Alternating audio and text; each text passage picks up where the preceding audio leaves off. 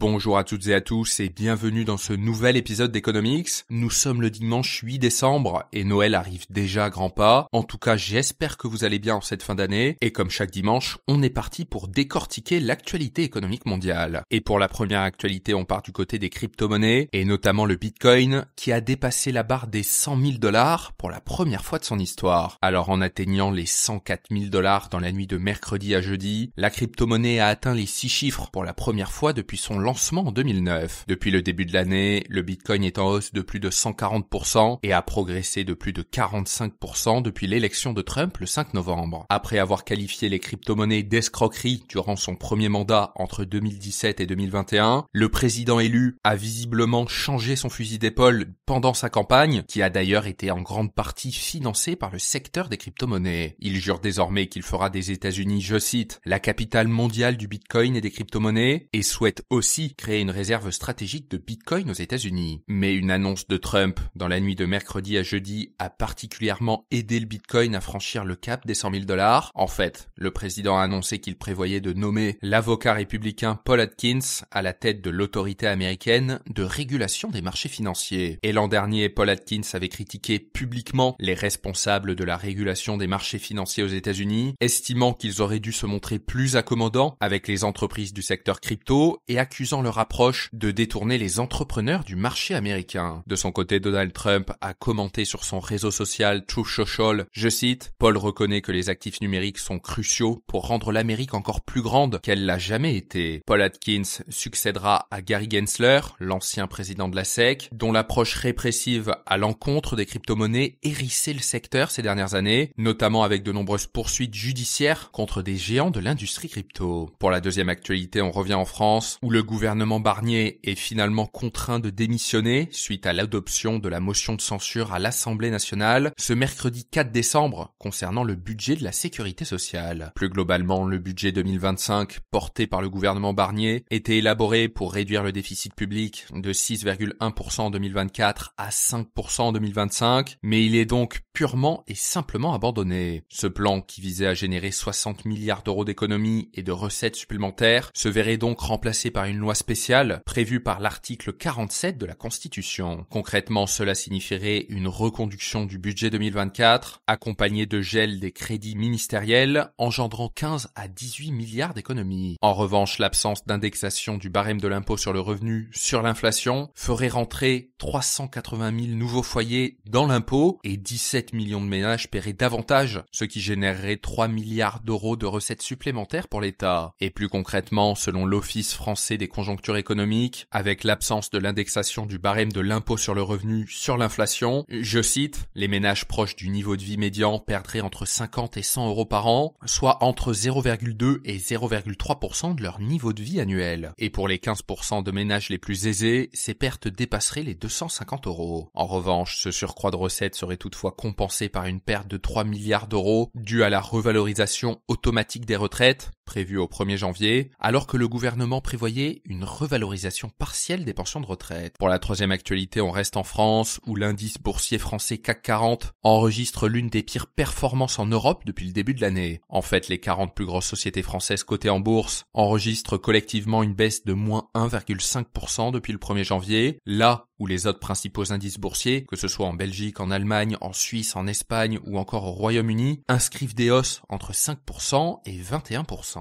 Et si l'on s'intéresse de plus près aux principales chutes des titres du CAC 40 depuis le 1er janvier, on retrouve sur le podium ST Microelectronics à moins 44,6% depuis le 1er janvier, Edenred à moins 42% et Kering à moins 40%. Alors plusieurs facteurs peuvent expliquer ce phénomène. Tout d'abord, la dissolution de l'Assemblée nationale a naturellement généré une incertitude politique importante dans le pays, et cette incertitude se traduit aujourd'hui par un renversement du gouvernement Barnier. Et cette instabilité a largement contribué à rendre réticents les investisseurs d'investir en France, ce qui est aussi couplé à la situation financière de l'État français, avec un déficit qui atteint 112% du PIB français, c'est-à-dire l'un des plus importants de la zone euro, et une dette publique qui dépasse les 3200 milliards d'euros, ce qui exacerbe naturellement le sentiment négatif des investisseurs. Et pour preuve, les obligations d'État françaises ont vu leur rendement augmenter après la dissolution, étant donné que l'écart de taux d'emprunt à 10 ans allemand et du taux à 10 ans français, que l'on appelle spread, a atteint 0,86% un niveau qui n'avait pas été atteint depuis 2012. Très concrètement, Berlin emprunte à 2,07% sur 10 ans, là où Paris emprunte à 2,93%, signe que les investisseurs perçoivent la dette française de plus en plus risquée, ce qui accentue donc encore les incertitudes sur le marché français. Pour la quatrième actualité, on s'intéresse à Donald Trump, qui a lancé un avertissement sévère aux pays des BRICS+.